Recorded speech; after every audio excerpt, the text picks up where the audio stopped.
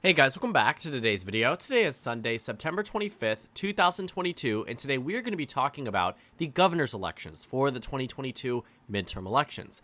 Now, we've been talking long and far about the House elections, the Senate elections, the generic ballot, President Biden's approval rating, but while all of this has been happening, quietly and surely, many of these states have moved in favor of the Democratic Party and have become increasingly more out of reach for the GOP. This comes into play in a multitude of states ranging from Pennsylvania to Kansas to Nevada to Wisconsin, states that are deemed to be the most competitive of this election cycle, but somehow Democrats are starting to inch closer and closer to an assured re-election or election in the case of an open seat. And for most of these governor races, the Republican Party thought initially that these races would be automatic pickup opportunities. Looking back at our national forecast from November of 2021, after Glenn Youngkin won his election, Democrats were very not confident about their chances, about their ability to win in many of these races. Republicans on the flip side were extremely confident. When Democrats lost Virginia, it showed the National Republican Party that yes, they could flip Biden double-digit states. They almost flipped New Jersey, they flipped Virginia, and everything else was on the table, especially states that were narrower than the state of Virginia in the 2020 election. And if we were to just take a look at this map and flip all of the states respectively, assuming that every state narrower than the state of Virginia's margin of victory in 2020 went to the GOP in 2022, you would find enormous pickup opportunities for the GOP. Maine would go, Michigan would go, Wisconsin would go, Minnesota would go, Arizona would go, Nevada would go, Georgia would go. These are all states with, again, narrower margins of victory than where Joe Biden was in Virginia in 2020. But obviously, since November of 2021, a lot has changed. A lot can change in a year, and a lot certainly did. In my most recent prediction, I have the Democratic Party at 23 seats, contrary to my map before, where I had them at just 17, and the Republicans have dropped down from 33 down to 27 seats. It's much narrower than it was before, and many of these states are close and competitive, and ultimately, the Democrats and Republicans are in a pretty competitive position for both of these in terms of overall control, but Democrats have certainly been improving over time. And that's not new to what we have seen on the national level. I've told you that we've talked about the generic ballot, we've talked about the Democrats in the Senate and the House, and a lot of it is true. Democratic support has increased over time and thus have their chances in a number of other races. But in many of these close and competitive governor elections as well, the Democrats have done exactly what they did on the national level, except to a higher extent. And we're going to go through many of these states. We'll start off with the state of Arizona, where Katie Hobbs has a 55% chance at victory. It's pretty good. If you ask me, if I'm looking at this from the Democratic perspective, 55% in a state where, honestly, you never really should have had a great chance at victory, I see this as a good thing for the Democratic Party. 55% is definitely not the best position that they could be in, but it's certainly a lot better than being in the losing position, which very well could have happened. As you take a look at some of the other states that we go through, well, actually, I wanted us to take a look at the historical forecast in the state of Arizona. You can see that the GOP, in fact, had a lead for a pretty consistent period of time, which, again, is quite impressive that now the Democrats are leading on the overall statewide average. Taking a look at the state of Nevada, this is another state where the GOP, again, started out in a better position. When you take a look at the earlier times in this forecast around June, the Republican Party had a 43% chance of victory. At their peak, we're at 44%. Obviously, it's not a victory at 44%, but it's certainly a lot better than being at 35%. And as you can see, as time went on, as things got closer to the November election, and as they continue to get close to the November election, the Democrats start to improve. It's a similar story that is being told all across the nation at this point. The next state is the state of Pennsylvania. This is a big one because Pennsylvania is a state where the GOP thought they had an amazing opportunity for pickup. And quite frankly, they did. They did until Doug Mastriano came along and won the Republican Party's nomination by a pretty consistent amount. Voters here elected Doug Mastriano as the Republican nominee, but made him, consequently, the unelectable Republican nominee for the general election. Josh Shapiro is the Democrat who outperformed President Biden, but that isn't to say that he wasn't in a competitive position at a different point in time. At different points during the campaign season, Josh Shapiro had a 75% chance of victory. Today, that number is 91%. Pennsylvania is a state that the GOP is heavily targeting, spending tens of millions of dollars in, and yet they can't even seem to crack 10% in terms of their overall chances. Again, as things have gotten closer to the November election, things have gotten significantly better for the Democratic Party, and Pennsylvania is yet again another testament. We're going to continue going through because, again, The story is very similar all across the nation. Let's continue. The next state we're going to look at is the state of Michigan. Gretchen Whitmer was always in a pretty solid position simply because the Republican Party was in a less favorable position. But when you take a look at the overall numbers from before, the political betting markets, whatever it might be, whatever you look at, you find that the GOP had a higher chance than the Democrats at different points during this campaign. In fact, some Republicans, I said twice, some Republicans were polling ahead of Gretchen Whitmer in the general election matchup. That was James Craig, the Republican Party's frontrunner in the state, who actually was disqualified from running in the general election due to his allegations of cheating and forging signatures to get on the ballot in the first place. It was a complete and overstep of boundaries by the Republican Party, and thus their candidates had to pay the price, which was disqualification on the ballot. So ultimately, a lot of things negatively reflect on the GOP in this circumstance, but the state of Michigan has gotten safer for the Democratic Party with time going on. Tudor Dixon now has just a 6% chance at winning the governorship in this state, a very little chance, if you ask me. Looking at the state of Wisconsin, this is quite interesting because Tony Evers probably should be losing right now in the state of Wisconsin based off of some of the more recent data. But you can see, yes, Tony Evers started out with a 70% chance of victory. Today, that's 65%, but he's still maintaining a lead in a state where President Biden only won by 0.6%. It was an exceptionally close state. It was an exceptionally close election, and ultimately, this race should not be 65-35. If anything, it should be 50-50. But it's more a testament to the Democrats that they, again, similar to all of the states we have looked through, have been able to lock down some of these states to an extent where Democrats can at least be hopeful and potentially confident about their chance of victory in the state of Wisconsin and many others. The next state we're going to talk about is the state of Maine. This one started out as a state where it could have gone to the GOP. Paul LePage, as the former governor of the state, had a 26% chance of victory, but with more data, fundraising numbers, expert ratings, and past voting history, all of that continued. And as time has gone on, the Republican Party's chances at victory have dwindled beneath 10%. This is with a Republican who has won elections in Maine before, served as the governor before, and is in a red wave year, and yet the Democrats maintain a 91% chance of victory in Maine's gubernatorial election.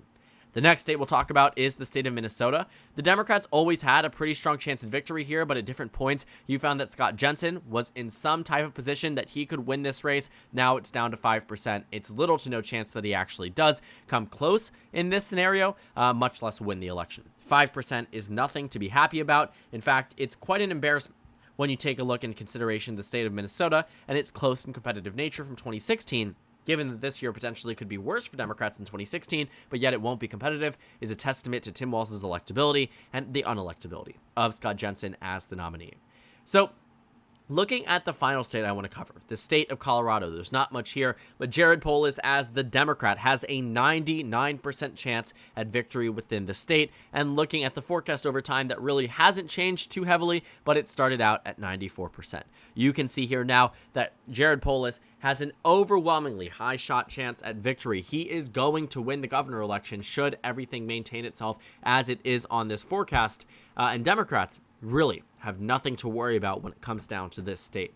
So when we look at the overall spread, when it comes down to these overall close and competitive races, I want you to take a look at the top 10.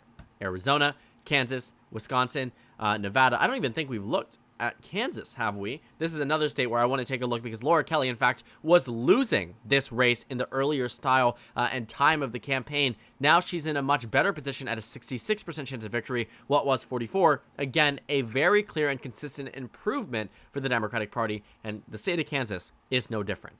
But Arizona, Kansas, Wisconsin, Nevada, Oregon. Oregon's another state. I don't know why this one didn't pull up as well. I want us to take a look as well. Look at the forecast. Started out with a 40% chance for the GOP. Today, that number is 35. It's a reduction and an improvement for the Democratic Party.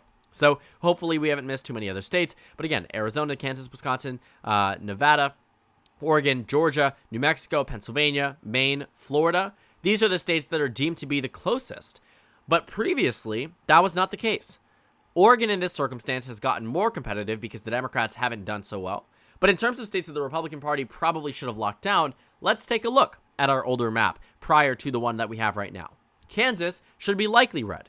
Ohio, Iowa, safe red now, but should be in a very solid position. Georgia, Pennsylvania, Wisconsin, states where the Republican Party could very well do better than Donald Trump did given the significant shift at this point in time. Florida should be locked down. Michigan should be locked down. Minnesota, Maine, Arizona, especially with the expectation at the time of this prediction that the numbers were only going to get better for the GOP. But they quite frankly have not. Looking again at our national forecast, the Democratic Party pulls ahead in all but 2 of our top 10 races here. Arizona, a GOP state. Kansas, a Dem hold. Wisconsin, a Dem hold. Nevada, a Dem hold. Oregon, Dem hold. Georgia, GOP holds on to it. New Mexico, Pennsylvania, Maine, Democrats hold on. And Florida goes to the GOP. But in terms of overall chance, do you know what's less competitive than Florida, the state with Governor Ron DeSantis, this 2024 prominent potential nominee? Michigan, Minnesota, Connecticut, Colorado, states with typically close and competitive races that simply are not taking that title this time around. Democrats are locking down these competitive races. And ultimately, it's going to benefit them in the long run, and it's going to benefit them in this election. At some point in time, elections become too lopsided in favor of one candidate to turn it over. They become too lopsided in favor of one political party before the election, giving the other party practically little to no time to change it. We are 43 days out from the general election. We are nearly 1 month away. And the Democrats are practically winning in every single race that matters. I'm a little bit more bullish on the Democratic Party's chances in Arizona, potentially in Kansas and Nevada. But beyond that, I'd bet on the Democrats in Michigan. I'd bet on the Democrats in Pennsylvania. These are 2 races that the GOP had on their radar that thought was going to go to them, that simply is not. Taking a look at the expert ratings, regardless of where you look, you take a look at the generic ballot, you take a look at everything that is given to you, and you find that as the Democrats have improved, as Joe Biden has improved, so has, practically speaking, every single competitive Democrat in the 2022 governor elections. Every single one of them, without fail, has improved on where they were previously with little to no exceptions. And then that cannot be understated. Because the Democrats have taken an environment on the House and Senate level that has certainly moved better in direction for Democrats than it would have previously. But the governor elections in specific have seen some type of whirlwind level of change in favor of the Democratic Party. And a lot of it probably has to do with the issue of reproductive rights, women's rights, LGBT rights, whatever it might be. Issues that the majority of the nation takes a stance on: pro-equality, pro-choice, pro-women. These positions that Democrats are making a mainstream issue when it comes down to statewide elections, because quite frankly, they are mainstream issues amongst the voters in the state, mainstream issues for governor candidates in these states, because they are the ones signing the laws, enacting the laws, issuing executive orders. They are essentially the presidents of these states. And thus, their stances and positions on issues matter a lot more than they do in congressional elections. And unlike many other congressional elections, governor elections are not beholden to where the national political party might be. If that was the case, Democrats would have won Vermont and New Hampshire in 2018. But they didn't. If that was the case, they'd be winning it in 2022 as well. Every single one of these governorships that I've shown you have seen somewhat of an improvement, a plateauing, or a maintenance of the Democratic Party's lead in these competitive states. All of them, at one point in time, were expected to go to the GOP. But obviously, that is no longer the case. What was a 33-17 map is closely getting down to being a tie, but right now it is 27-23. I think ultimately the GOP pulls out ahead, but should the map hold true and Democrats win Wisconsin and Kansas, the map ends up 25-25. An overall tie for the first time in a while for the Democratic Party. Meaning that while they may be able to do well in some other elections, specifically in these governor elections, you would see some significant improvements in terms of Democratic representation, population-wise, state-wise, whatever it might be. All of it helping boost the Democratic Party's chances of victory in future elections and in down-ballot congressional and statewide and local elections. So thank you guys so much for watching this video. Make sure to comment down suggestions below. Subscribe on the left if you haven't already, and check out the Instagram and Twitter. At the bottom left of the screen, there's also a Discord server for you to go ahead and join. On the screen, there's a video you can watch, and then a playlist for my 2022 governor election analysis videos. Again, thank you guys so much for watching, and I will see you all later today. Sorry, tomorrow.